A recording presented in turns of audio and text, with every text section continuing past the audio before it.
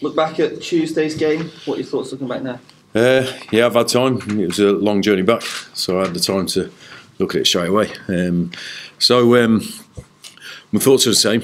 I think the game was in our control. The result was within our control, and we allowed the opposition to win the 3 points. I feel, and like I said at the time, that's not doing any disservice to Ross County. They showed real good spirit, 10 men to get 3 points. Any team should be proud of that if they're doing that. But without a doubt, we played a part in our own downfall, and we need to improve that. And you just spoke to Kevin. He said that everybody in the change room, wants to make up for the performance on Tuesday. You've been good at bouncing back so far this season after a poor result. Are you confident you can do it again? I'm always confident in the players and the team and the way they approach games. I think the bouncing back thing. I think it doesn't just happen. You can't just say it. It's about the work and focusing on what you have to do to win games. For me, I think the players have shown great character and personality over the last 12 months to respond to negative moments and times and results. So, but as I've said before, we don't want these occasions to come along to spark that sort of that life, that response. I like to think every time we go into a game, we're as motivated and determined to win it, regardless of what's gone on previous. So for me, we have to approach the game in the same way we approached the game the other day, because like I said, I think we were the dominant team, we were the better team. We did create good opportunities. We didn't concede many opportunities, but we were on the wrong end of the result. So there was a lot of good stuff in that game, but the emotion and the feeling, we're here to get results and win games. So the things we needed to do better, but 95% of that game was good. So we have to focus on that and not go overboard. We dealt with the game and parts of performance the next morning when we were in training. We came straight in, dealt with it straight away, and now we're preparing for a big game tomorrow. Yeah, talking about tomorrow's game, it's the Cup, first game for you in the Cup this season. What does it represent for you, the Scottish Cup? What does it represent for Motherwell? It's a brilliant competition. I think the history and the prestige of this competition is important. I think it gives clubs like ourselves and opportunities to have successful seasons on the back of it.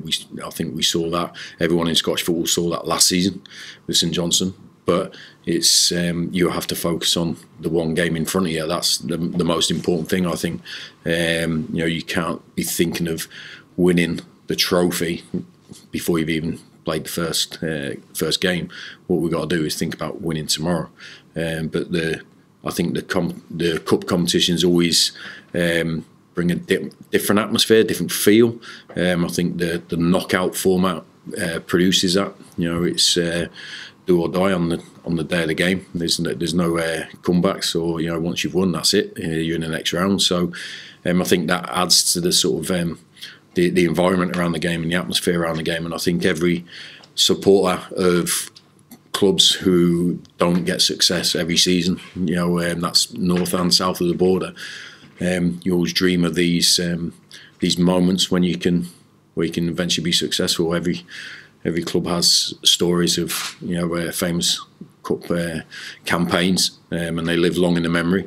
But we just need to focus on how we beat Morton tomorrow, because we have experience of playing them last season, and it was an extremely tough game, which went all the way to penalties. And I'll be expecting another difficult game tomorrow. I know you've only sort of experienced the Scottish Cup without fans really last season, but you can consider that game the stoppage time goals and different things like that. Will be a bit of a different occasion this time. Yeah, I think so. But I know, obviously last year was the 30th anniversary of the cup win in '91. There was a lot of around that anniversary, so we got a feel of what it meant to the Motherwell supporters, back then, and that's 30 years ago. I'll be honest, most of the supporters I speak to always mention the cup. You know, they see that as an ambition. They see that as a sort of thing that they would love to experience again.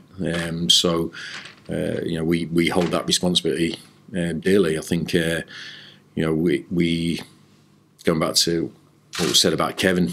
You know, saying about making up for Tuesday. What I would say, rather than make up, I think we have to reward the supporters that followed us all the way up there the other night and gave us a brilliant sort of acknowledgement, even at the end of the game when we were all hurting. But you know, they applauded us off, and I actually felt a little bit embarrassed, you know, after getting beat, to actually do that. But that shows how much the supporters believe in this team and how much they want to support us. And I felt a great warmth from that when I was on the bus coming back, that they're really with us, but we have to make sure that we repay that faith. You've also been here a year now, but do you now feel fully then that connection with the fans and different things like that? Yeah, 100%. You know, it's difficult when they're not in the stadium, like you said from the first part of my role here. But start of this season, listen, we've had difficult moments, and they've had to get to know me and me with them as well. But I think, like I said, I think Tuesday really sort of made it clear to me the feeling between the supporters and the team. And you know, I'm part of the team, so you know, I wasn't expecting that response at the end, to be honest, because I don't know if I would have been clapping. To be honest, I certainly wasn't after the game. You know, I think I made my feelings clear, but I think the supporters saw that we did a lot of good things, and we have done a lot of good things this season. So they weren't going to just turn on us on the back of a couple of mistakes and a bad result, and that's great to see, because I think, well, I know we need them. I think our home record has been very good here, and I definitely think they have a part to play in that. So I think they understand that we're dedicated to making Motherwell a better team, a better club, and put smiles on their faces as often as possible. So if we can do that again tomorrow, then that will please me more than anything. That's something the players noticed and appreciated as well after the game. Did you sense that as well?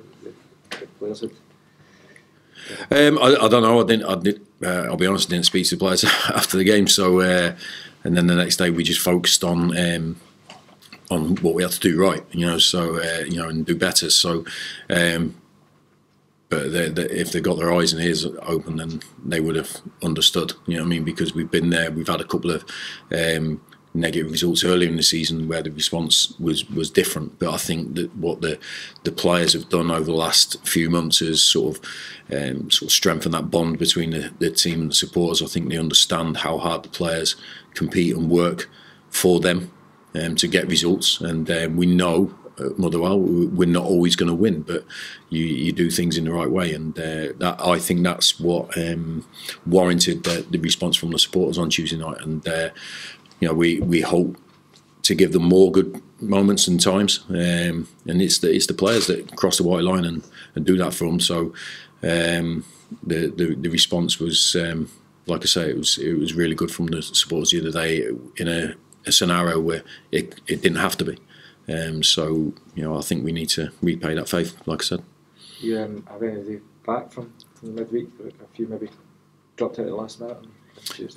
No, well, we've got a couple of niggles and we've got a couple of doubts for tomorrow, because there was a couple of boys that took a knock or two, so we haven't got anyone back that was unavailable Tuesday, so yeah, we're probably a couple of numbers down going into the game tomorrow, but we'll still have a strong enough team to compete at the right levels.